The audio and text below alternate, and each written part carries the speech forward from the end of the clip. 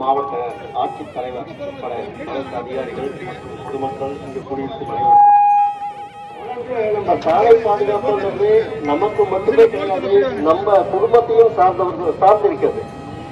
ஒரு ஹெல்மெட் போடுறதோ இல்லை பாதுகாப்பா சீட் பெல்ட் அணிஞ்சு நம்ம பயணம் செய்யறோங்கிறது நம்மளுக்கு மட்டுமே பாதுகாப்பு அளிப்பது கிடையாது. ஹெல்மெட் அணிஞ்சு போடுறது, அதே போல ஓவர் ஸ்பீடிங்கே நம்ம அவாய்ட் பண்ணணும். சிக்னல் இருக்கு அப்படின்னாக்கா அதுக்கு நம்ம உரிய மரியாதையை கொடுத்து சாலை விதிகளை முழுமையாக நம்ம கடைபிடிக்க வேண்டும்.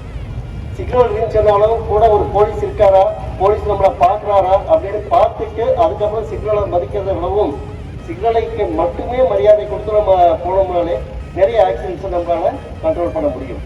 அதே போல நிறைய நம்மளுடைய மாவட்டத்தில் பார்த்தோம்னாக்கா டூ வீலரில் ஹை ஸ்பீட் டூ வீலர் ரொம்ப கண்ட்ரோலே இல்லாமல் கொண்டு வந்துருக்காங்க. அந்த ஓட்டுறப்ப ரொம்பவுமே பொறுமை தேவை.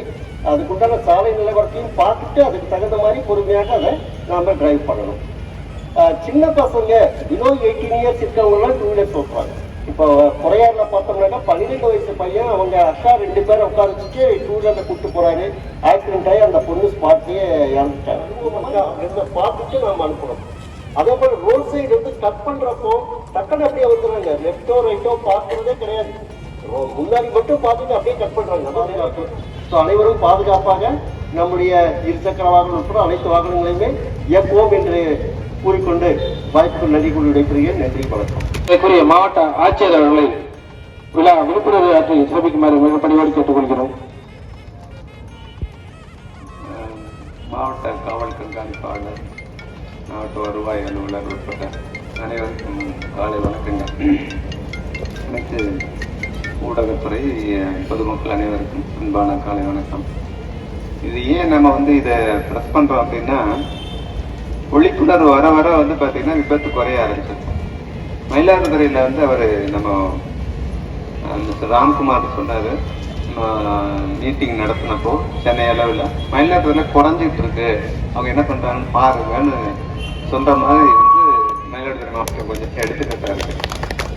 அதுக்கு காவல்துறையும் நம்ம போக்குவரத்து துறையும் அதுக்கு காரணம்.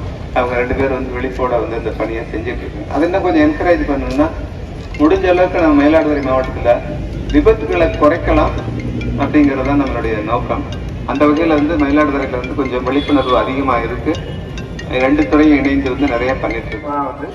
வண்டி ஓட்டுறது, ஸோ இதெல்லாம் விபத்துக்கான ஒரு காரணங்கள் உங்களுக்கு எல்லாருக்குமே தெரியும். ஸோ நம்ம மாவட்டத்தில் விபத்தில்லாத ஒரு மாவட்டமாக, இறப்பில்லாத ஒரு மாவட்டமாக, இந்த விபத்துக்களால் ஏது இறப்பு இல்லாமல் செயலாற்ற வேண்டும். எல்லோருக்கும் விழிப்புணர்வு ஏற்படுத்த வேண்டும், நாம் கடைபிடிக்க வேண்டும் என்று கேட்டுக்கொண்டு இதை மிக சிறப்பாக ஏற்பாடு செய்த காவல்துறைக்கும் போக்குவரத்து துறைக்கும் especially mister Ramkumar is wonderful person. அவர் நிறைய பண்ணிட்டு இருக்காரு. தொடர்ச்சியாக எல்லா இடங்களையும் பண்ணணும் அப்படிங்கிறத கேட்டுக்கிட்டு உங்கள் அனைவருக்கும் மீண்டும் ஒரு முறை நன்றி கூறி விடைபெறுகின்றேன்.